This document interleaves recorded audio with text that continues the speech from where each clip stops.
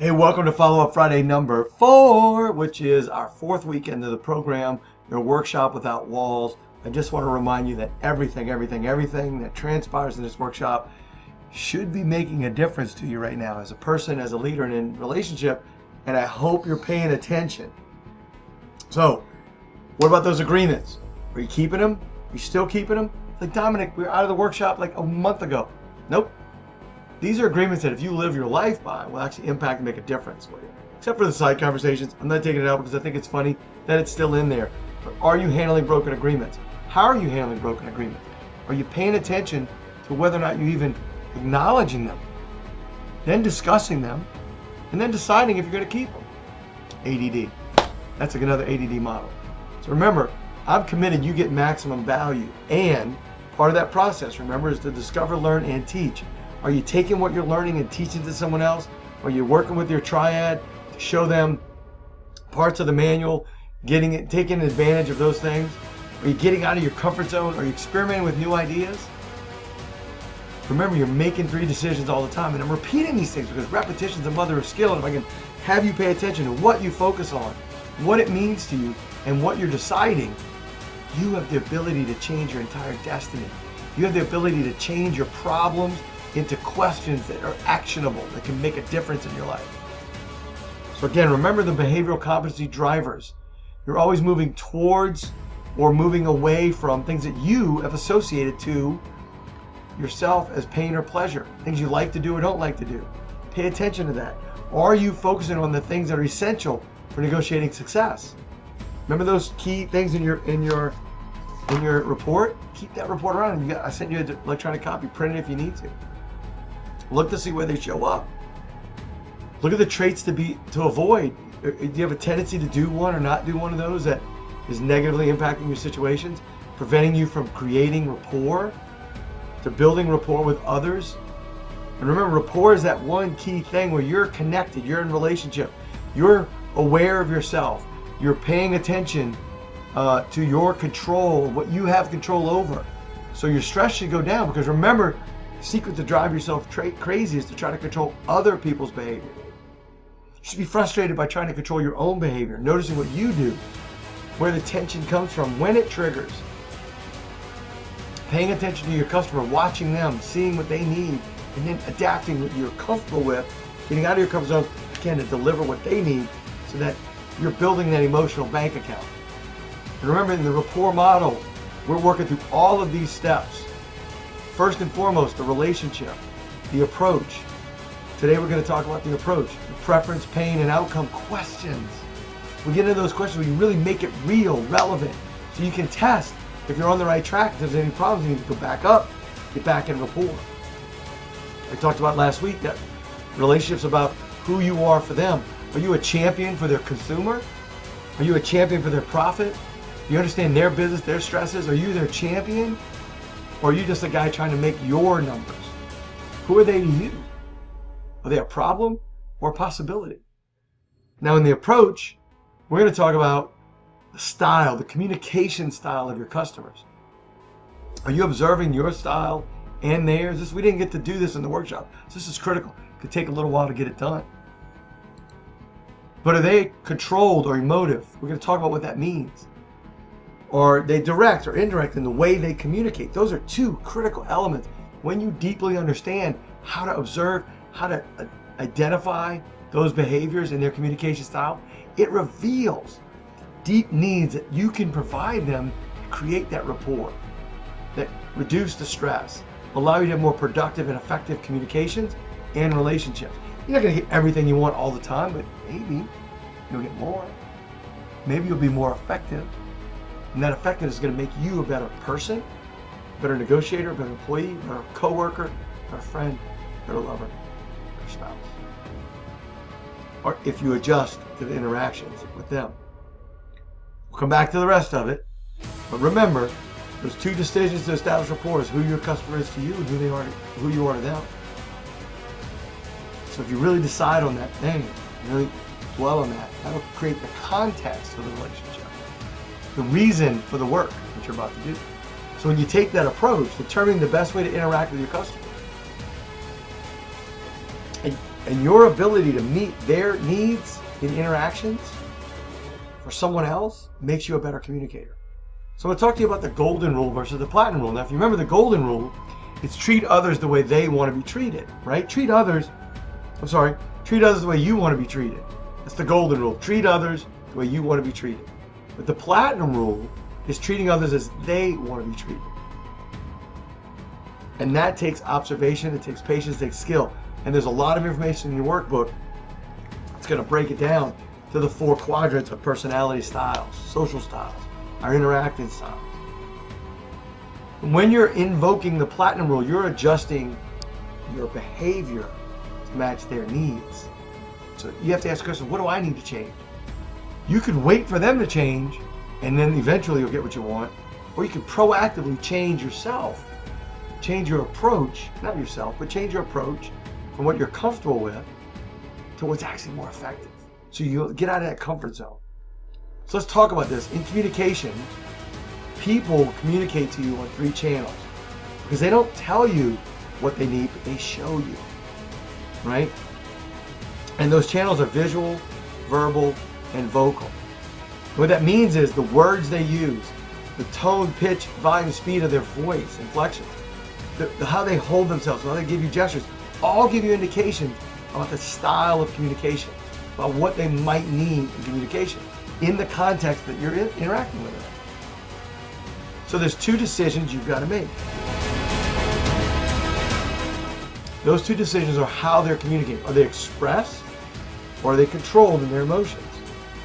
Are they direct or are they indirect in their conversations? Do they ask more questions or make more statements? Are they tell assertive or ask assertive? Everybody asserts their communication in one of 2 ways. You see, if you pay attention to those 2 things, you'll be able to identify your customer's style. So let's talk about the first 2 styles, first quadrant of the 4 styles of communication. So what does it mean to be controlled? Well, someone who's controlled may have a more monotone voice, more direct, more facts, data oriented. Maybe they're talking about tasks, results. They control, they keep their emotions close to the vest. They're less like me and probably more like other people. You can't read them easy. They hold their emotions close to the vest. When they have that level of emotional control, plus a tell-assertive personality, they may speak at a fast pace. They're more quantity of words than quality. They're louder. They tend to lean forward, look right at you, use their hands. They're direct versus indirect. They're tell-assertive. They ask questions like, let's go to a movie tonight. That's how I ask my wife if she wants to go to a movie. Let's go see a movie.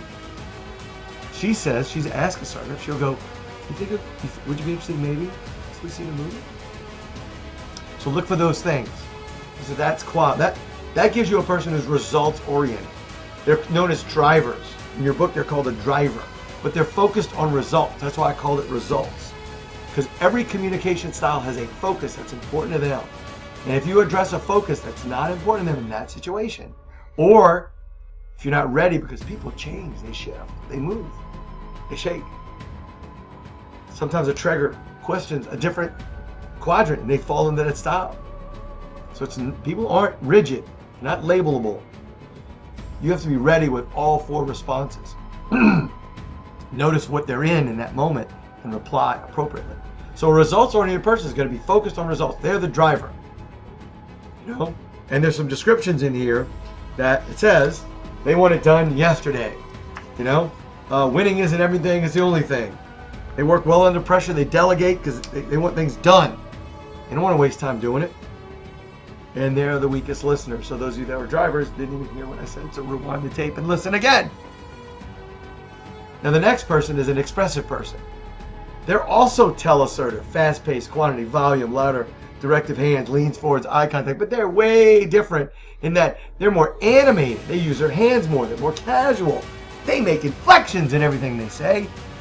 And they're people-oriented. They tell stories. They have opinions. You're dealing with a person who's focused on ideas. What's the next big idea? They're like big details, the big picture. Hey, they're the party guys.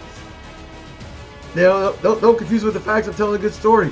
They're generally speaking. They're speaking generally. They have the gift of gab, the power of persuasion. They're like you and me. Some of y'all, not all y'all. They want to have fun. They don't like negative people when people disagree with their ideas. So there's certain things that trigger them. If that's an expressive person, they're focused on ideas. Focus on the big picture. Those things are important to them. Are you delivering that first? Are you delivering that in quantities that they can, get to? Or are you just down to facts? That's all you care about. If you're not adjusting your style to them, they're going to feel like you don't like them. They're going to get angry. We'll talk about those things in a minute. The next style is an amiable style. So we're back down to the emotive, right? They're animated. They use their hands. They're casual. They're fun. But they ask a lot of questions. They don't do a lot of telling. These are people. They're slower pace of speech. They use less words. They tend to be quiet. They tend to be more relaxed. And they are not direct in their eye contact. They'll look down to be scared. They're the, can't we just all get along? The key desire is safety in their relationship. Safety in the relationship. They want harmony. They're team players. They're the glue that holds people together. They're incredibly loyal people. My wife's named Amy. She's amiable. She's Amy-ish. They avoid conflict. Little things hurt their feelings, and they remember, and they make you pay for it. So pay attention to those people. Do not use your big personality or your driving for results on them. They won't appreciate it, and they'll get you. They're not pushovers. They're just nice. And then they'll stab you in the back slowly. These are the ones that poison you slowly over time. They don't cut anything off. They don't slab anything. They just put a little arsenic in your food. Now, we've already talked about ask, assertive, and control. And when you have people like this, they're data focused or analytical. It doesn't mean they're good at math. It just means they want more information before they make a decision. Their motto is there's a place for everything and everything in its place. Their desires for order and accuracy. They want the details. They read the brochure. They look at the whole presentation. They analyze. They find mistakes. They find inconsistencies, and that damages trust. If you want it done on time, think again, because they're thinkers, not doers. They'll think about it, and they really think about it. They put it on their calendar. They go through a process. It may not make sense, but they do. They procrastinate because they're still trying to gather and collect more information. They're never satisfied with the amount of information they have. These are analytical type folks. So when you do that, it comes up with a 4-quadrant grid. 4 styles of people. Now look, this isn't new. Socrates talked about this. Plato, Aristotle, these guys noticed these patterns of behavior. And they are just patterns of behavior. Everybody falls into each quadrant at some point in time in some situation. But everybody also has a tendency to be in one pattern more than others. When you identify what they are, that gives you a roadmap, this manual about how you can adapt your style to their style. Because you only got a 1 out of 4 chance that you'll match naturally. Which is, by the way, closing ratios are typically 25%. So this is really most effective for the people that you have tension with. Whether you don't really get along, you don't really look forward to them. Remember the inventory we did? Those customers you don't like, maybe it's because you're not giving them what they need and you're waiting for them to give you what you need, and they never will. Get a dog. Get what you need from it, right? Then man up and give them what they need so you can get what you want, all right? So every style has a strength and weakness. Every style goes through a process of processing data and reacting to information. My brother said this one time and I loved it. He says, I don't think about what I say because I like to surprise myself. I can't wait to hear what I'm going to say next. He said that one day. It was just hilarious, right? So to me, it wasn't hilarious to the people he deals with. But look, every style has strengths and weaknesses. There's something good about every style. Drivers tend to control too much and turn people off. Analyticals tend to question too much and make people wonder if they're really trusted. You don't know if they trust you or not. Amiables tend to agree too much and worry about how others feel instead of making a decision for themselves. And expressives tend to talk too much. I know. I'm one of those. All right. So when you're putting together a team, you should try to put together a team, people that match all those and really crisscross are the best of balancing, but the most likely to have conflict with each other unless they honor and respect the differences of each other. Each style listens differently. Drivers are, the results focused. If it's interesting to them, if it's talking about their results, what they're interested in, they'll tend to listen.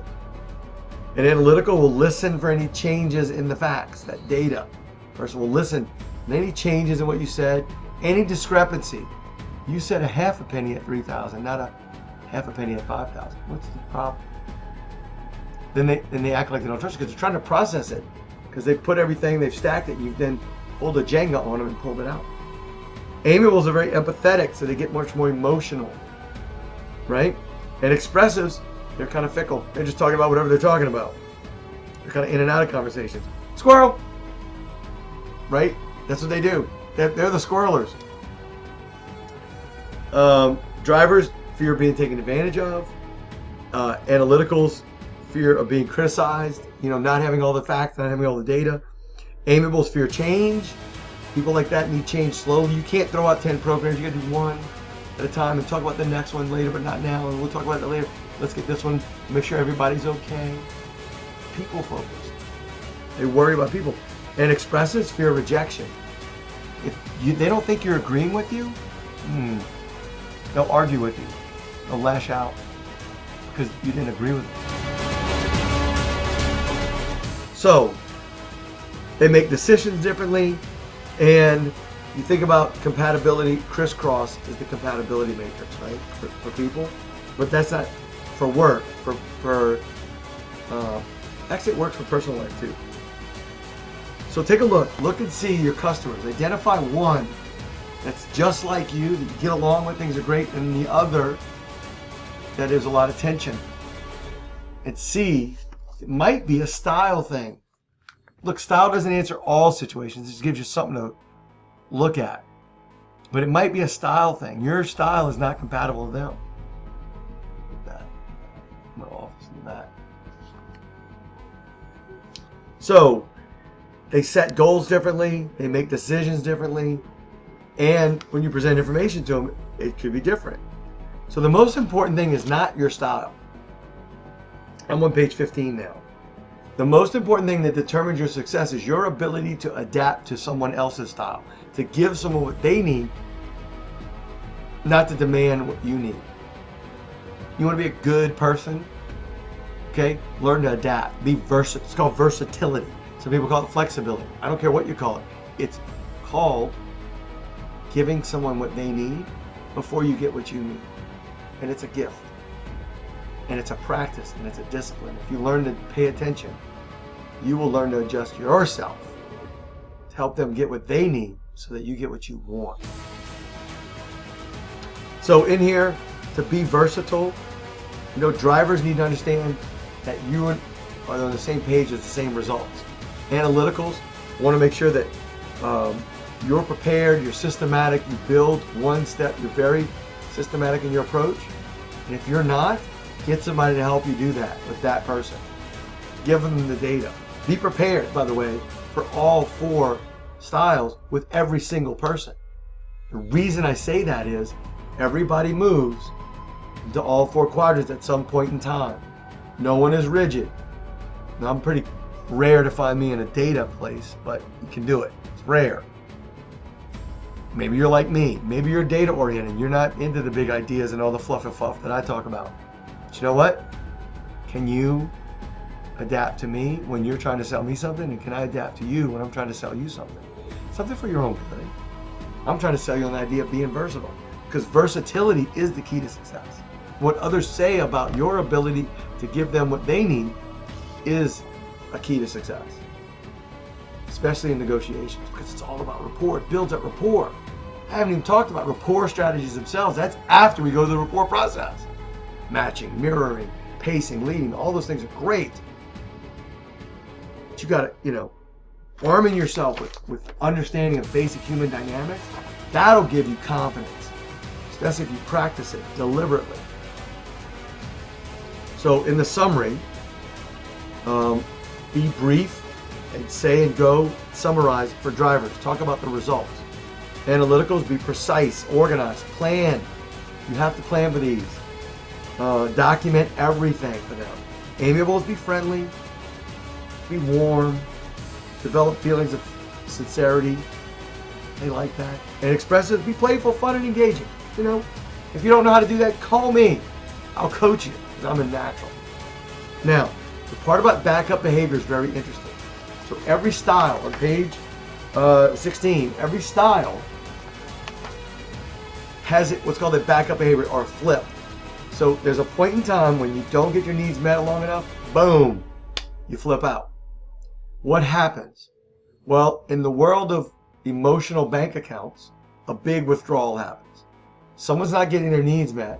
They actually act in a way opposite to getting their needs met, and it takes a toll on the relationship. First and foremost, learn to spot when that's happening for you so you can go fill up your bank account somewhere else. So that you don't flip out on your customers, your spouse, your friends, your family, anybody. So when you flip, you weren't getting your needs met and you didn't notice that it was coming. Right? In 12-step programs, they call it HALT for having an engagement. You're hungry, angry, lonely, tired, which means you don't have your basic human needs met. Well, these are emotional, interpersonal needs. You gotta make sure those are met too. You really do. So, driving styles, the results-focused people will become autocratic. They'll just take over, take charge. You have to learn to respond to somebody in that by giving them an overdose of what they need, showing that you're focused on the results too, and you can show them how you can achieve the results. Expressives attack. These are the arguers. These are the people who lash out, who F you, you F and F. They're just lonely and they're rejected, and they don't know how to deal with it. And if you have a little compassion, and you learn how to acknowledge, by the way, after they're done talking, I try to fix them while they're talking, because it's like opening up a CO2 bottle or something, right? You just let them, and once they settle down, you can acknowledge them. Don't get hooked by the emotion, just being emotional because they don't have any other way to express their hurt. An amiable will shut down, they'll acquiesce, they'll give in, but they are not giving in. They're just thinking of ways to poison you slowly over time. You gotta invoke safety in the conversation. You gotta stop. You gotta apologize. You gotta listen. You gotta say, like, I'm sorry, we got off track. I really want you to know that I really appreciate everything you're doing and how much you care for everybody. It means a lot to me. And I know it means a lot to you and your customers. And I just want you to know I'm on the same side with you, but I apologize for getting on you. And you got to really mean it, otherwise they'll sniff it out. You're adding arsenic to your salad. And analytical will take their spreadsheet and go home. They'll just close up. Good luck getting anything in. When they shut down, good luck. It's out. So even if they're not right in their numbers, go to them for their data. Okay, so show me what you know. Let's go over the data. Make sure that I understand it. I obviously have missed something. Can you please show me the data that came up to this conclusion for you? And let me understand. Their math may be all screwy as hell, but validating that data is important to them. You say, okay, what do I need to give you? And write it down and get somebody to help you with it. Because the backup behaviors cause more damage and it takes so much longer to repair. If you can get good at identifying backup behaviors in yourself and backup behaviors in others as the tension builds, you'll do so much better getting to agreement, getting to yes. So just make sure you're practicing that. Okay, any questions? You've got a lot of work to do. This is not a quick 24-minute subject, by the way. We spent 20 minutes on this. This is the start. This is a summary. Start by paying attention to how they communicate. And remember, there's only two decisions you have to make. Are they controlled in their emotions? Are they wide out expressed? Do you see their feelings on their sleeve? Or are they holding it close to the vest? You know right away. One decision, you're half right. You're in half the quadrant right there. Second half of the quadrant is, are they direct or indirect? Do they ask questions to make a point, or do they make statements to ask a question? If you identify both of those correctly, you'll put them in the right quadrant. And if you're in the right quadrant and you start there, you got a much better shot of giving them what they need there. And if it's not, move to another quadrant. Move from, if you thought there were ideas, go to amiable. It's easy to confuse you. You got one of the questions right, go with that. You're half right most of the time. And that'll at least up the game a little bit, increase that emotional bank. So, I want to remind you, this is important because in the approach model, if you pay attention to behavior, yours and theirs, find those two decisions and adapt to their needs, you'll find that some of those horrible customers become a little better to work with. They take your calls a little more often. They respond a little more accurately. Pay attention to what your role is and what's missing that you can put in there. One quick thing, if you're presenting to a group you don't know who they are or what they are, I found this matches a way to kind of keep everybody engaged until you catch every style. So the first thing you would do is you'd present the big idea, the big picture, the why we're here, right? And then so why we're here is, and what we're going to do. Now the people that are going to lose it first, because that kind of satisfies the data people because it gives them a result, right? You're showing the big picture why they're there, but it really satisfies the ideas folks, expressives. But you got to bump up really quick. It says, 80% of people quit their manager, not their job. And, customers, Then it start giving some facts and data like to ensure your credibility. That also satisfies the results people because it is giving them some of what they need. They're above the line. But data people really need those details to help lock in your big idea. And then talk about the results it'll produce. And if we do this, based on these facts, this scenario is yours, you got this much profitability, this much growth rate, this much sell-through rate, yada, yada. We're here to talk about big profits and money, and we've got all these data and details. And what that means to you is, that's a great statement. And what that means to you is, after you give a data or fact, tell them what it means. Because remember, you gave them something to focus on. Don't let them choose the meaning. You choose the meaning. And what that means to you is, boom, boom, boom, result 1, 2, 3, stacking value. And finally, the amiable people, who are the nicest, who are willing to wait their turn. How that'll affect people is, and how we can implement this is, and what we'll do for them, and how we can roll it out. And here's the process, here's the plan, and here's how people will benefit. That gives you the 4 quadrants of presentation so that all needs get met when you don't know who they are. But even if you do know who they are, it's a great formula. So remember, start with ideas, then the data, and the results, and what that result means to you is, and how it affects you. So I got an assignment for you before we go. When you meet with your triad, ask them these questions. What works for your style? In what way could you improve, like your versatility? What would you do to start that improvement? What would you start doing or stop doing? And as a bonus, what are you most excited about right now? That's a focus question. And remember, your daily reflections are what went well today and why. Answer 3 things. That will have you be in a better mental state. If you do that for 30 days, you're going to be in a much better mental state. That's it for today, folks.